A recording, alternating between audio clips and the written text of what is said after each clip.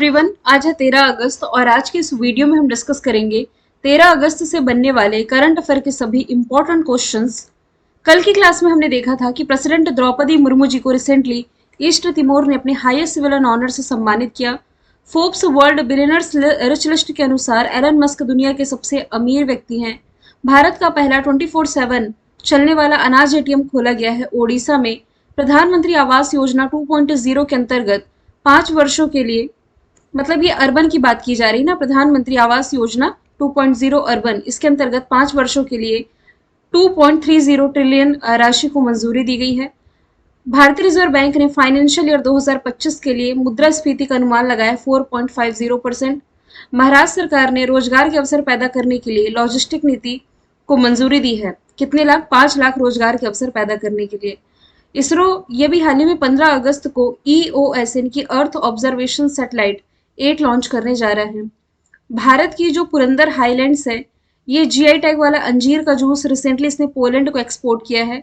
भारत छोड़ो आंदोलन 8 अगस्त को मनाया जाता है। हाल ही में नार्ट्स 2.0 की शुरुआत धर्मेंद्र प्रधान ने की है। ICAR CMFRI के निदेशक बने हैं ग्रिसन जॉर्ज। और पश्चिम बंगाल के पूर्व मुख्यमंत्री और वरिष्ठ नेता बुद्धदेव भट्टाचार्य का रिसेंटली निधन हुआ है। तो ये सभी क्वेश्चंस हमने कल पढ़ लिए थे। शुरू करते हैं आज का हमारा पहला सवाल। सवाल है पेरिस ओलंपिक 2024 से रिलेटेड, अभी हाल ही में संपन्न हुए हैं। पेरिस ओलंपिक 2024 में भारत ने कुल कितने मेडल जीते हैं? तो भारत के मेडल भी हम देखेंगे, लेकिन यहाँ पूछा जा रहा है कि सबसे अधिक मेडल किसने जीते हैं। तो अमेरिका सबसे अधिक मेडल जीते। अमेरिका ने कुल 40 गोल्ड जीते हैं, 44 सिल्वर जीते हैं और 42 ब्रॉन्ज मेडल जीते हैं। तो कुल इसके द्वारा जीते गए मेडल्स की संख्या ये हो जाएगी 126 और इसी के साथ ये पदक तालिका में टॉप पर रहा है।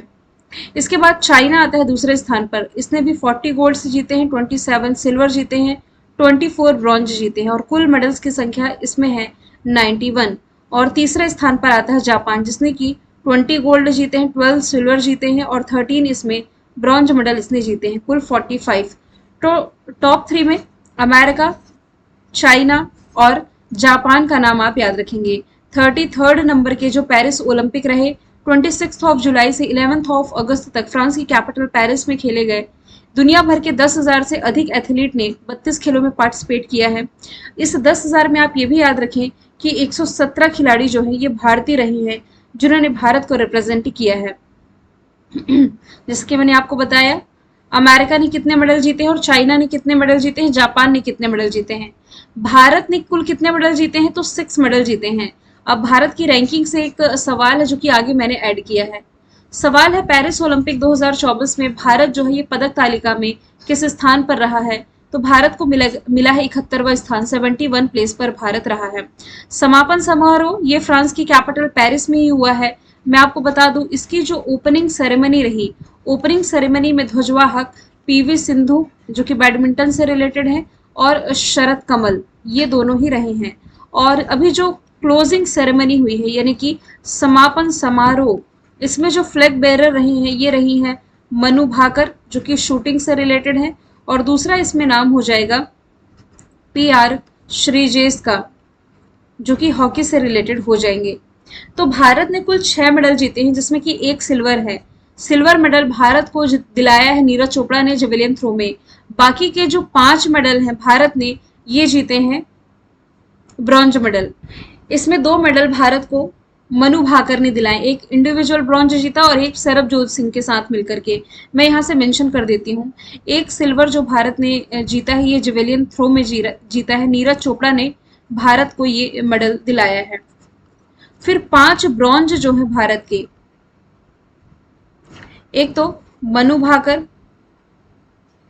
शूटिंग से रिलेटेड है, दूसरा भी इसमें मनु भाकर और सरबजोत सिंह, इन दोनों का नाम याद रखिए। फिर इसमें स्वप्निल, ये भी शूटिंग से रिलेटेड है, इन्होंने जीता है। फिर इसमें आप याद रखिए जो मेंस हॉकी टीम रही है, भारतीय पुरुष हॉकी टीम, इसने जीता है ब्रॉन्ज मेडल। और पहलवान से रिलेटेड जो अमन सहरावत है, इन्होंने 57 किलोग्राम की फ्री स्टाइल कैटेगरी में ब्रॉन्ज मेडल जीता है। तो भारत 71 प्लेस पर है। टॉप पर है अमेरिका, चाइना और जापान मैं आपको बता दूं, भारत का जो पड़ोसी है पाकिस्तान, इस पदक तालिका में भारत से आगे रहा है। इसका स्थान रहा है 62, यानी कि 62वें स्थान पर ये रहा है। नेक्स्ट है, भारत का कैबिनेट सेक्रेटरी रिसेंटली किसे नियुक्त किया गया है? तो कैबिनेट सचिव के रूप में टीवी सोमनाथन की नियुक्ति कर दी गई है। ऑप्शन नंबर डी इसका राइट आंसर हो जाएगा। केंद्रीय मंत्रिमंडल की नियुक्ति समिति ने हाल ही में 1987 बैच के जो आईएएस अधिकारी है टीवी सोमनाथन, इन्हें भारत का कैबिनेट सचिव नियुक्त किया है और इन्होंने स्थान लिया है राजीव गौबा का। राजीव गौबा, जिन्हें पिछले साल 1 साल का कार्यकाल या इसे आप कह सकते हैं एक्सटेंशन इनका दिया गया था। राजीव गौबा देश में सबसे लंबे समय तक सेवा देने वाले कैबिनेट सेक्रेटरी भी बने हैं। ओम प्रकाश बिरला, अभी 18वीं लोकसभा चल रही है जिसकी अध्यक्षता ओम प्रकाश बिरला जी कर रहे हैं। मनसुख मंडाविया, ये वर्तमान में हमारे हो जाएंगे स्पोर्ट्स मिनिस्टर, यानी कि खेल मंत्री। इसरो के प्रमुख हो जाएंगे एस सोमनाथ। इसरो यानी कि Indian Space Research Organisation. Next है, विश्व हाथी दिवस प्रतिवर्ष कब मनाया जाता है? ये अगस्त महीने की 12 तारीख को मनाया जाता है। ऑप्शन नंबर सी इसका राइट आंसर हो जाएगा। तो दुनिया भर में हाथियों के संरक्षण में आने वाली चुनौतियों और उनकी सुरक्षा के बारे में अवेयरनेस फैलाने के लिए 12 अगस्त को वर्ल्ड एलिफेंट डे मनाया जाता है। हाथियों को पारिस्थितिकी तंत्र यानी कि इकोसिस्टम को संतुलित करने में महत्वपूर्ण भूमिका निभाने के लिए जाना जाता है और इस दिवस का आयोजन जो है ये 2012 से किया जा रहा है। हालांकि आप ये याद रखें कि भारत में हाथियों के संरक्षण के लिए प्रोजेक्ट एलिफेंट की शुरुआत की गई थी और ये चलाया गया था 1992 से, जबकि भारत में जो प्रोजेक्ट टाइगर है ये 1973 से लाया गया था। नेक्स्ट चलते हैं, अंतरराष्ट्रीय ओलंपिक समिति के एथलीट आयोग के दूसरे उपाध्यक्ष के रूप में किसे चुना गया है? तो ये भी हाल ही में चुन लिया गया है अभिनव बिंद्रा को। ऑप्शन नंबर बी इसका राइट आंसर हो जाएगा। तो ये जो अभिनव बिंद्रा है ये अभी हाल ही में इंटरनेशनल ओलंपिक कमेटी के एथलीट आयोग के दूसरे उपाध्यक्ष बने हैं और भारत के पहले व्यक्तिगत ओलंपिक स्वर्ण पदक विजेता जो अभिनव बिंद्रा है, 2018 में एथलीट आयोग का सदस्य इसे नियुक्त किया गया था। अब ये दूसरे बार इसके उपाध्यक्ष बन गए हैं। इंटरनेशनल ओलंपिक कमेटी की स्थापना ये की गई थी 1894 में। लॉजन में हेडक्वार्टर है। थॉमस बाक वर्तमान में इसके अध्यक्ष हो जाएंगे। PT Usha Indian Olympic association की पहली महिला अध्यक्ष है। इंडियन पैरालंपिक एसोसिएशन के अध्यक्ष अभी हाल ही में जो पैरा एथलीट बनाए गए हैं देवेंद्र झांझड़िया बनाए गए हैं। अभी ओलंपिक खेलों में डिस्क्वालीफाई होने के बाद पहलवान विनेश फोगाट ने संन्यास ले लिया है। सवाल नंबर 6वां है, पॉल कागामे ने हाल ही में किस देश के राष्ट्रपति के रूप में शपथ ली है? तो अफ्रीकी कंट्री है रवांडा, इसके राष्ट्रपति चौथी बार बन गए हैं पॉल कागामे। 99% वोट इन्होंने अपने नाम किए हैं। चौथे कार्यकाल की शपथ ली है। देश के न्यायाधीश फास्टिन नतेजियालो ने इन्हें अपने पद की शपथ दिलाई है। रवांडा जो कि एक पूर्वी अफ्रीकी देश है, कैपिटल किगाली, करेंसी इसकी हो जाएगी रवांडाई फ्रैंक। ऑप्शन के थ्रू यदि आप देखें ना तो बांग्लादेश में अभी हाल ही में तख्ता पलट हो चुका है और यहाँ की जो प्राइम मिनिस्टर हुआ करती थी शेख हसीना, ये अपने पद से इस्तीफा दे चुकी हैं और ये भारत आ गई है। आगे की राह ये अब यहाँ से तय करने जा रही है। नेपाल के नए प्रधानमंत्री जो हैं ये केपी शर्मा ओली बनाए गए हैं और फ्रांस के जो सबसे युवा प्रधानमंत्री यदि आप कहें तो ये हो जाएंगे गैब्रियल अटल। हालांकि यदि प्रेसिडेंट के बारे में पूछा जाता तब ये होते इमैनुअल मैक्रोन, जो कि इस साल रिपब्लिक डे में भारत में मुख्य अतिथि के रूप में शामिल हुए थे। नेक्स्ट चलते हैं, तान सू शान ये किस बैंक की पहली महिला सीईओ बनी है? ये भी हाल ही में डीबीएस बैंक की पहली महिला सीईओ बन गई हैं और ये स्थान लेने जा रही है पीयूष गुप्ता का। वे सिंगापुर के सबसे बड़े बैंक की पहली महिला सीईओ होंगी। डीबीएस बैंक सिंगापुर की बहुराष्ट्रीय बैंकिंग कंपनी है। इसका हेडक्वार्टर सिंगापुर के मरीना बे जिले में मेरीना बी फाइनेंशियल सेंटर में है। डीबीएस जो है संपत्ति के हिसाब से दक्षिण पूर्व एशिया का सबसे बड़ा बैंक और एशिया के सबसे बड़े बैंकों में से एक है। एडीबी के जो प्रमुख है एशियन डेवलपमेंट बैंक के, ये हो जाएंगे मात्सुगु अस्कावा। हालांकि एडीबी का जो फॉर्मेशन ईयर है ये है 1966 यानी कि 1966, मनीला फिलीपींस में हेडक्वार्टर। और जैसे कि मैंने बताया मात्सुगु अस्कावा वर्तमान में इसके हो जाएंगे प्रमुख। आईएमएफ की जो प्रमुख है क्रिस्टीना जॉर्जिवा है, हालांकि इनका कार्यकाल बढ़ा दिया गया है। आईएमएफ और वर्ल्ड बैंक इन दोनों का हेडक्वार्टर आप पढ़ते हैं वॉशिंगटन में। अजय बंगा ये हो जाएंगे वर्ल्ड बैंक के वर्तमान समय में प्रमुख। नेक्स्ट चलते हैं, हाल ही में किस संगठन ने सबसे हल्के फ्रंट हार्ड आर्मर पैनल से युक्त बुलेट प्रूफ जैकेट विकसित किया है? ये भी हाल ही में डीआरडीओ के साथ मिलकर के विकसित किया गया है, यानी कि डीआरडीओ ने ही इसे विकसित किया है। लोकसभा में एक लिखित उत्तर में रक्षा राज्य मंत्री संजय सेठ ने ये कहा है कि ये मध्यम आकार का लगभग 10 किलोग्राम से अधिक वजन के साथ लेवल 6 का सबसे हल्का बुलेट प्रूफ जैकेट है, जो ऑपरेशन के दौरान पहनने को और आराम को बढ़ावा देता है।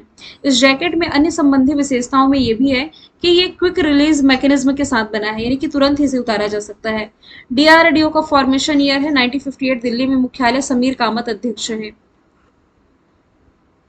नेक्स्ट चलें, इसरो की यदि मैं बात करूं 1969 फॉर्मेशन ईयर है, बैंगलोर कर्नाटक में इसका हेडक्वार्टर हो जाएगा। हिंदुस्तान एरोनॉटिक्स लिमिटेड का हेडक्वार्टर भी आपका बैंगलोर कर्नाटक में है।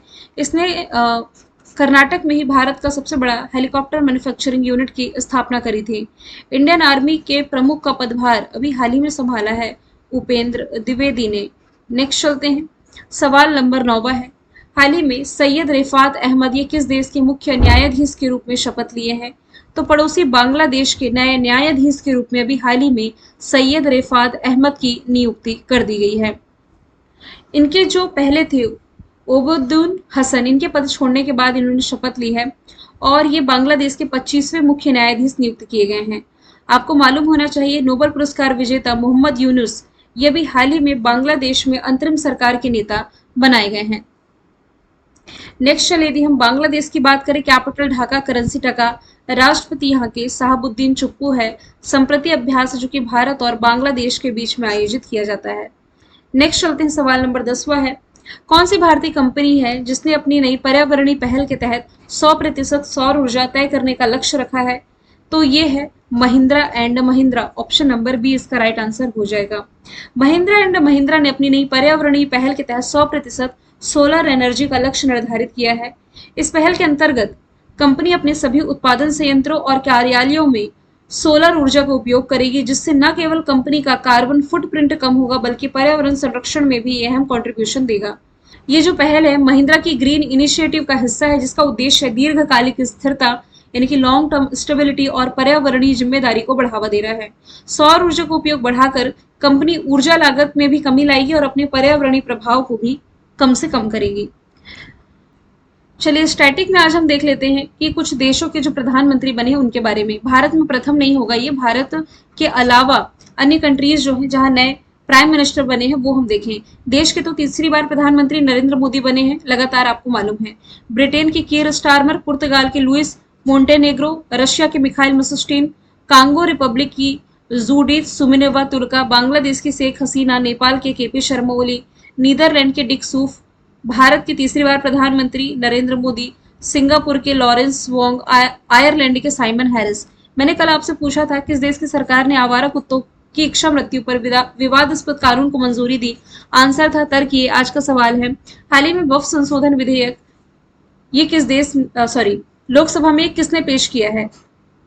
आंसर इसका आप कमेंट बॉक्स में बताएंगे। फिर हम मिलेंगे नेक्स्ट वीडियो में। Thank you so much.